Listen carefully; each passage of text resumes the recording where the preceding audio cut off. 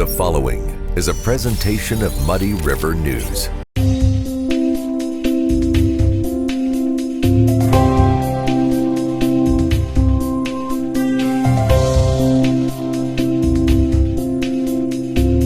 Welcome to Muddy River News this week, furnished by Harvey's. I'm Bob Goff. My guest today is Danielle Buss, and she is with Casa, the court-appointed special advocacy group for children. Welcome.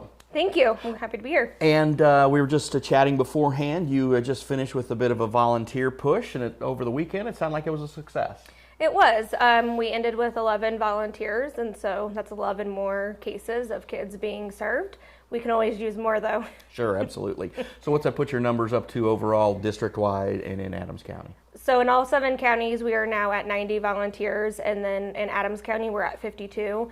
But, which is great, and we're happy for the volunteers that spent their weekend with us and did the training, but we always need more volunteers. For those of you for the folks up there who don't know, what does Casa do? So Casa stands for Court Appointed Special Advocates, and our volunteers first have to go through training, but after training, they get assigned a case of a child who's been abused or neglected. And they follow the case from beginning to end. They are the eyes and ears of the court system. They are writing reports on the best interests of children, and they are seeing the children at least once a month or more. And then when we write our court reports, we're talking about assessments, concerns, and recommendations to the court. And so our end goal is to help the children either A, return home to a parent who has completed services and has worked on the reason these kids came into care, or if that is not possible, then finding a forever home that they can be in. And you are part of the advocacy network, correct? That is correct. Okay, and so that's a little broad overreaching as well, because you're, again, talking about trying to help all these kids. And how many full-time people do you have who sort of coordinate, along with yourself, who sort of coordinate and make these volunteers work?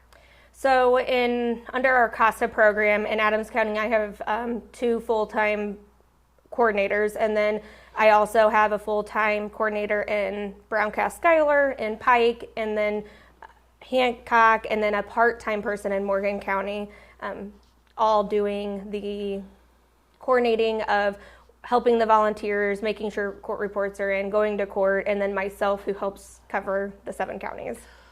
And I would guess that the caseload is not shrinking. It is not. Unfortunately, it continues to go up. Every time I feel like we have enough volunteers, we receive several more cases. So, what do you attribute that to?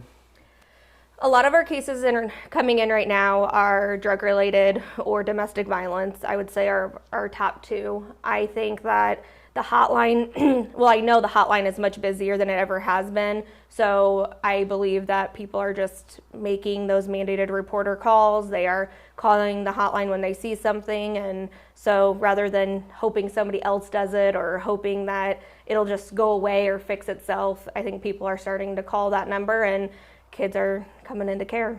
So do you think it's a case of the problem's always been there, but it's just better reported now? Or do you think we just actually have more cases? I think both, Sure. if that makes sense. That does make sense, yes.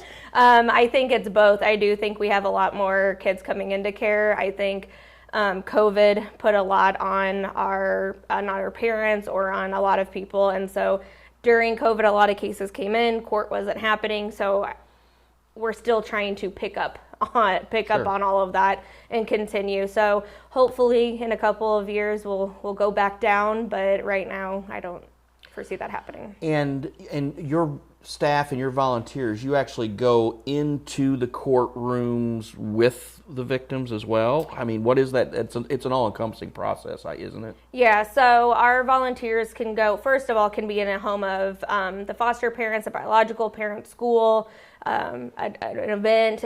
They can be in any of those aspects. And then with court, they go with our coordinator if they want to go. Some volunteers can't because of work, but I always have a coordinator there.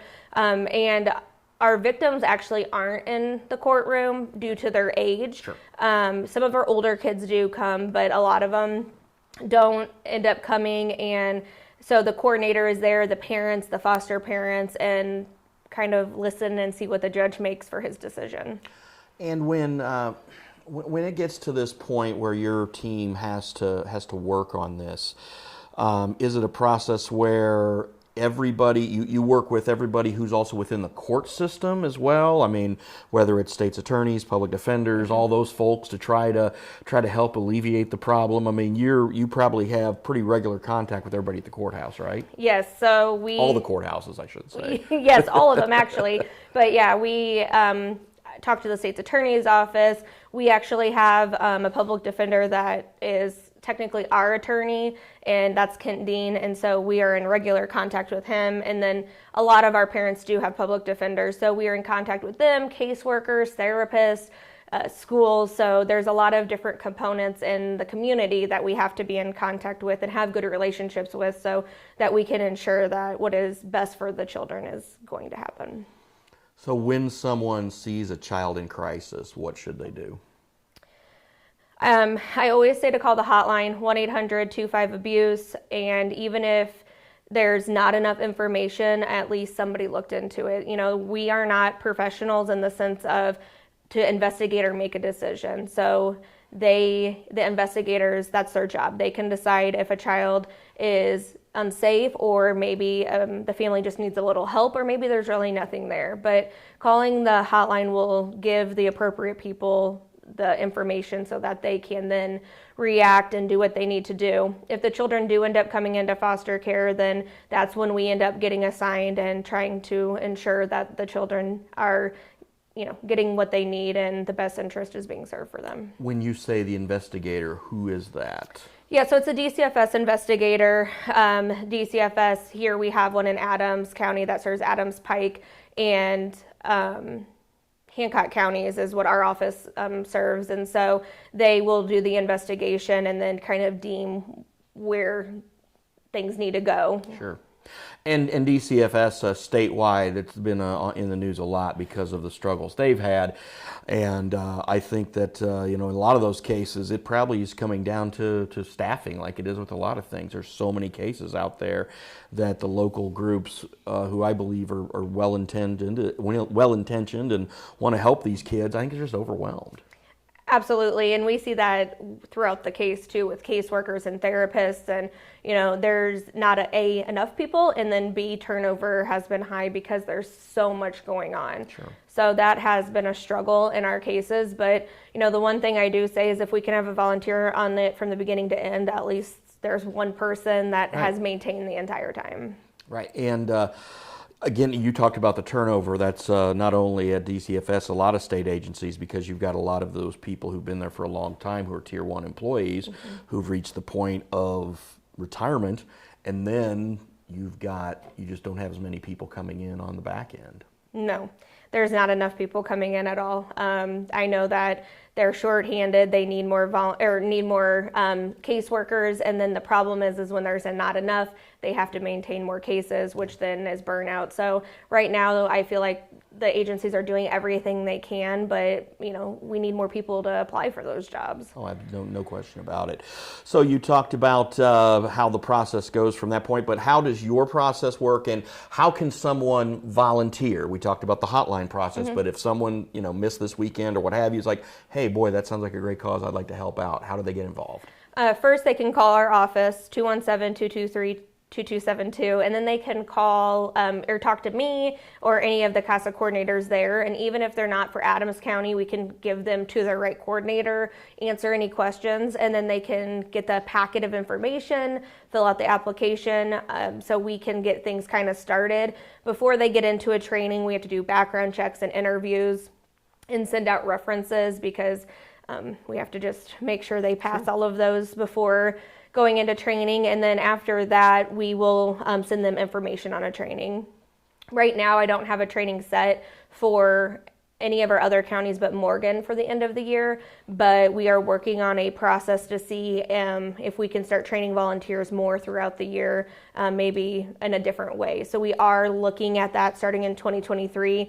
I don't have a lot of information on it yet, but we are trying to figure out how people can become volunteers without waiting until certain classes. So yeah, you kind of wait and do them in bulk. You don't do like one volunteer at a time training then. Right I assume now that would be very time consuming to do yes. that. Yeah. Right now we wait. So we waited. We had this training set for this weekend, and we ended up with 11 people. So we wait because it does take staff time to train over the weekend. But we have heard from national and state that there is a different way. So we are looking into it and seeing how it works and what we can do. So then hopefully we can, when people want to volunteer, they can do a training anytime throughout the year rather than waiting. So yeah, because it's a 3-day process, right? Well, yes, if we do it all together, it is a full 3 days. All right. Well, I appreciate you stopping by. Some great information. Again, if you want to get involved and help these kids who certainly need help, you can give Casa a call. We'll have the number listed on the screen below the interview and the story. So, Danielle, thanks for your time. Thank you. I appreciate it. All right. That's all the time we have for now. I'm Bob Goff. Have a great week.